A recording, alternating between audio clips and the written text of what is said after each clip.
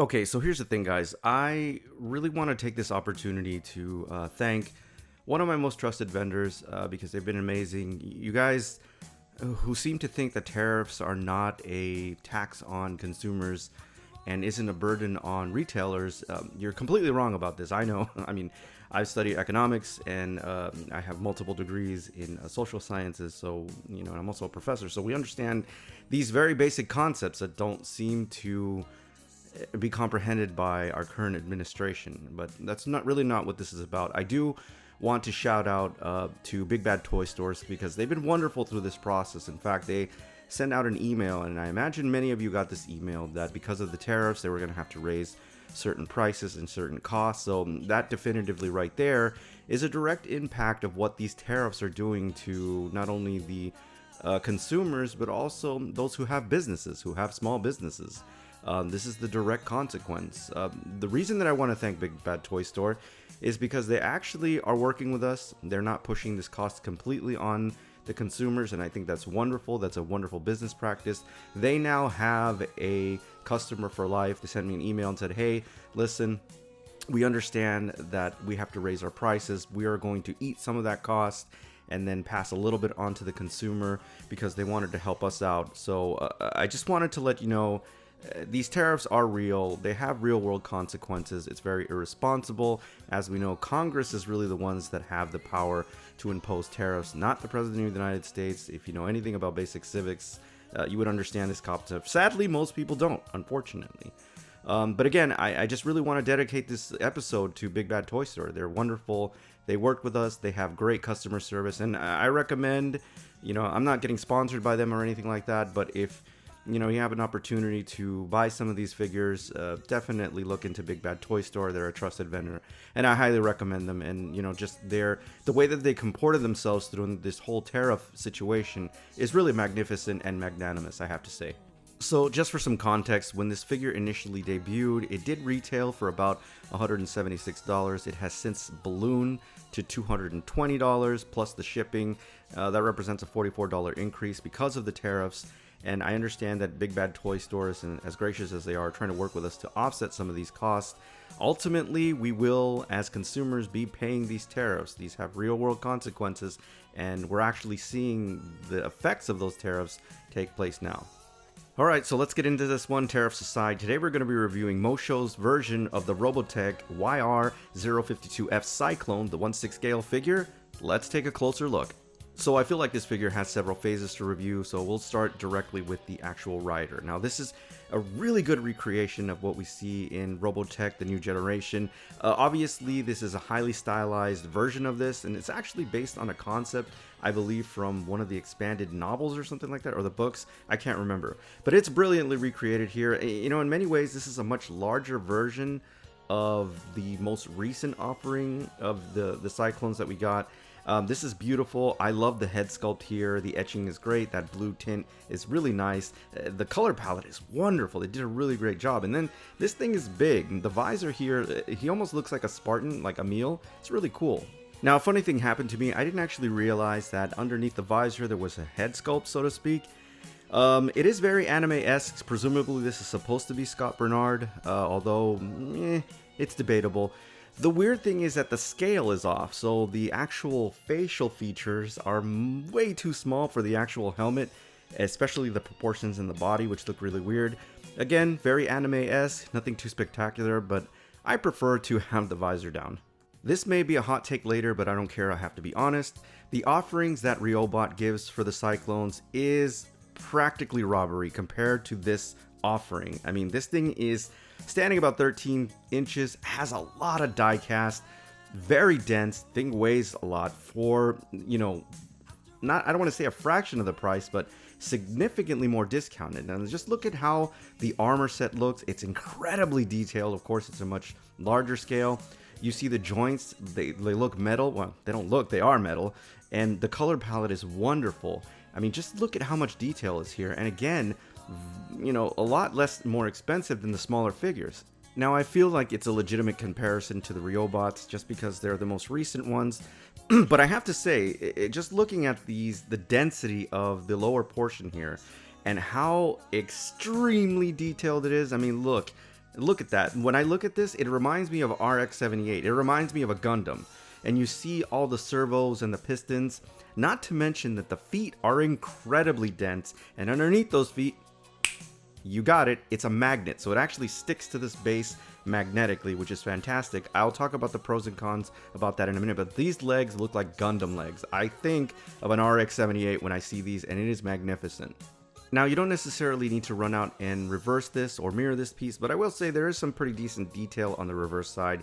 You can tell in terms of the panel lines, and I think if you wanted to do a custom job on this, it would look really fantastic, but it's not necessary.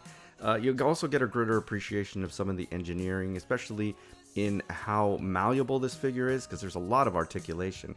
And again, just look at the reverse side, as particularly where the heels are and the ankles of the servos and the pistons. Really fantastic. And this thing, like I said, it really has a big presence. It's completely amazing. Now, I have to be completely honest. When I first saw the concepts of this and when we saw it displayed, I think it was at a San Diego Comic-Con, I can't remember, when I was seeing it behind glass and in the booth. I don't know if it was simply the angles, but this thing looked horrible. It looked gaudy and big, and just the proportions were off, and it just looked really exaggerated. When you get it in hand, though, and when you're really looking at it from certain angles, it's actually pretty beautiful, albeit very, very freaking frustrating to put this damn thing together. I'm gonna start with the actual front fascia. That thing was a freaking nightmare trying to put together. The engineering, or some of the engineering choices, are really weird. They don't make sense. They actually make things a lot more difficult. But when you get everything together, just leave it alone, because it does look absolutely beautiful. The cool thing is that there is a function using the actual cannon that has these light up effects. They have a strobe effect, and something like a police, hazard, which is really cool. The actual handles are really well done.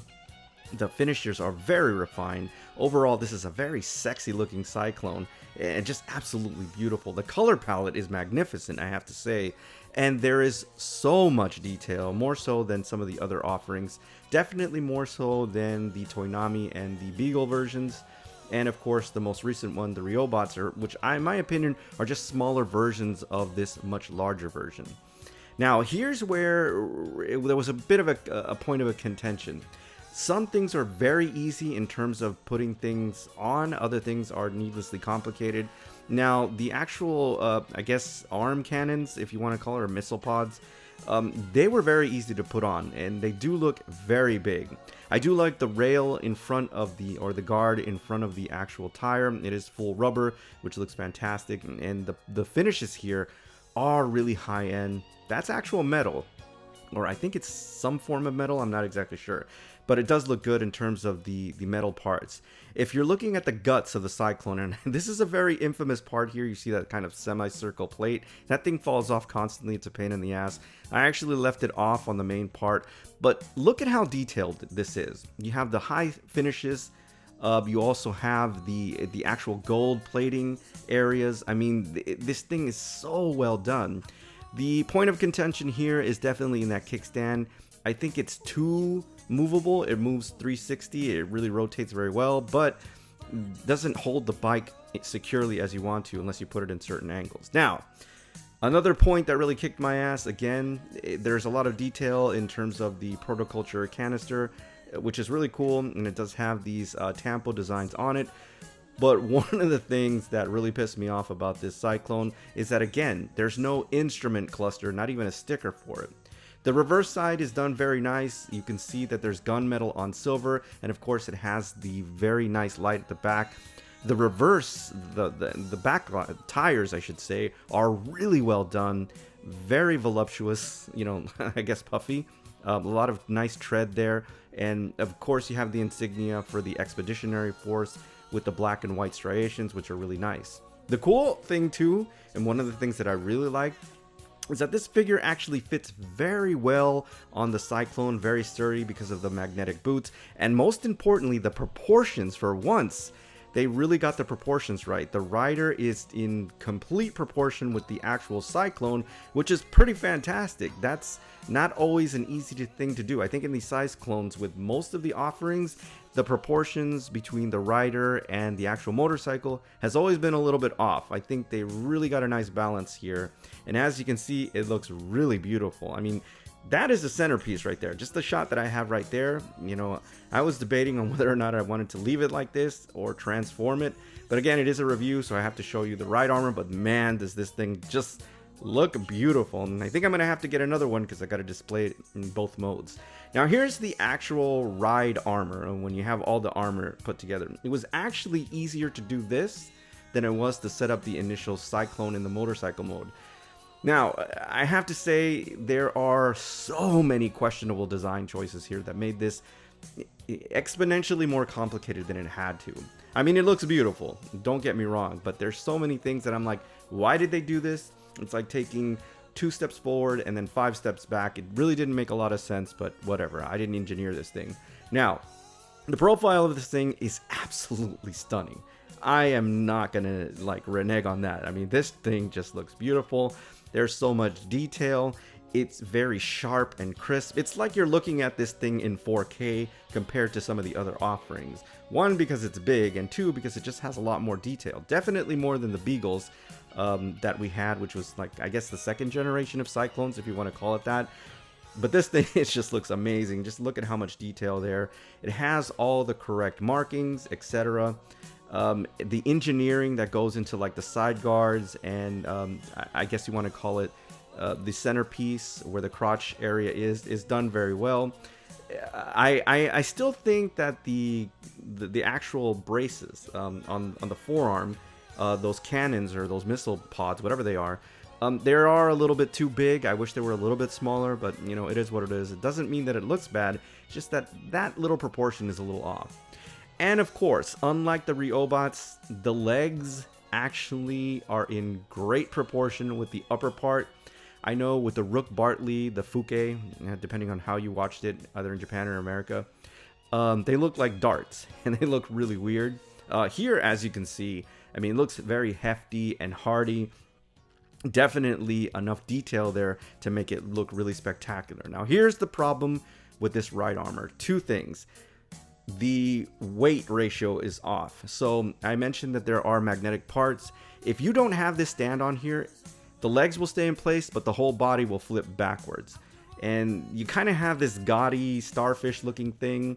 But if you don't have this thing attached to the back, it is going to tip over backwards. It's going to go ass over tip, as the British say. The other major problem has to do with the actual motorcycle wheels, so to speak. So this thing doesn't transform directly onto the ride armor. You have to assemble it and then plug it in, which is not such as secure as it should be. But here's the problem. You see the actual wheels, they fan out like Dumbo ears. One of them is a little bit more close to the actual ride armor. The other one is just flailing backwards. You can't really put it aligned with the actual right tire. And as you can see, it looks really messed up, and that's not how a Cyclone should look. That's where Robot really got it right, especially in the Beagle ones. They perfected it, and it looks really well done. Now, this does stand on an overall plate, a magnetic base, and like I mentioned, some of the drawbacks is that the magnets are inconsistent. Sometimes they are very sticky or very magnetic, and other times they're a little bit loose, which causes imbalances with this figure at times, and it could be a real pain in the ass trying to pose it. Like I said, this is a set it and forget it figure. You just find a pose, set it and forget it, and don't touch it, otherwise it's going to fall apart. Now, there are very few accessories to speak of, more of like tools, I guess, and then extra parts that I just left off, very similar to like the furniture of IKEA. There's always some stuff left over. Anyways, you do get the actual handgun, the cannon, I guess is what you call it. It's a variation of the traditional cannon, and I think it's really well done, especially in the actual color palette and the finishes. You also get the adapter for the stand and then a tool, and then these 2 little pieces are the stupid things that keep falling off, and I just left them off. And finally, rounding up the last bit of accessories are 1, 2, 3, 4, 5, 6, 7 additional hands. Is that 7? 8 additional hands, sorry, I swear I can count, for various poses. Now, you won't be able to pose the ride armor as much not because it's not malleable. I'm thinking of how to explain this. Not because it's not flexible or malleable, but because things just fall off. So be very careful with how you pose this. Like I said, set it and forget it and leave it alone. Alright, so here are my final thoughts on this. This thing is beautiful. I like it. It's also incredibly frustrating, and it is a pain in the ass. It has some very weird engineering choices, things that could have been a lot simpler, and unfortunately things don't fit like they should. But once you get it all worked up and beautiful looking, it is amazing. This is definitely a centerpiece, so I'm highly recommending this because it is freaking amazing. Definitely a holy grail piece for sure. Now, the only decision that you have is what mode you want, or in my case, I'm gonna get another one for sure, because I do want to display it in the ride armor, and then I do want to have a version of it with the actual rider on the motorcycle, because I think they're both very well done. However, in terms of accuracy and like anime line art, I do still much prefer the Beagles because they are the perfect size, and in terms of the line art, they are very well done, and the proportions are very well done. It's just a shame. So my thing is this: if this version had a baby with the Beagle, you would have the perfect Cyclone. That would be it. It would be amazing, and you wouldn't have to make any more because they're completely well done. So let's hope that we one day get a version that is this detailed with the same line art as the Beagles, and then we're good to go. Alright everybody, so that's my official review of Moshow's version of the ROBOTECH YR052F Cyclone, the 1/6 scale figure. As always, I thank you for tuning in, and I'll see you on the next RAUDEZA Reviews.